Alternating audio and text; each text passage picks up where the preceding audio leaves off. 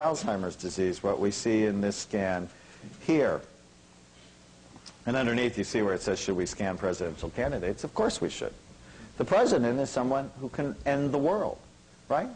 Has more power than any individual on earth.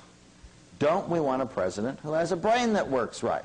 We're entitled to know about his heart health, about his overall physical health. Well, why not his brain health?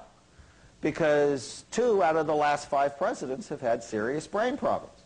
President Reagan had Alzheimer's disease in the White House. When he said he didn't remember the Iran-Contra affair, I remember.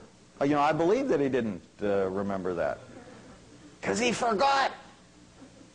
And I don't know what you think about President Clinton, but I'm sure he had frontal lobe problems. Just think about it. Bad judgment, excitement-seeking behavior, not learning from the mistakes that you make. What would neuropsychologists call that? Executive dysfunction.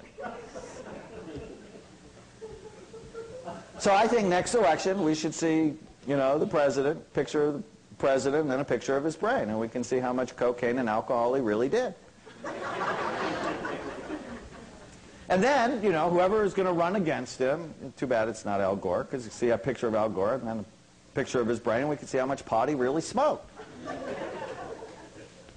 Makes sense to me. All right, so what's the real reason not to use drugs? They damage your brain. And if they damage your brain, you then limit the access you have to yourself. As soon as we started doing these scans 12 years ago, I went, whoa.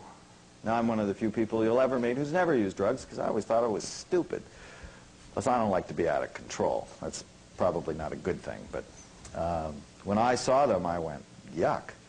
Cocaine, methamphetamine, alcohol. Alcohol is not that helpful for your brain. Heroin, methadone, a common treatment for heroin addicts. Opiates, Vicodin, benzodiazepine drugs, anti-anxiety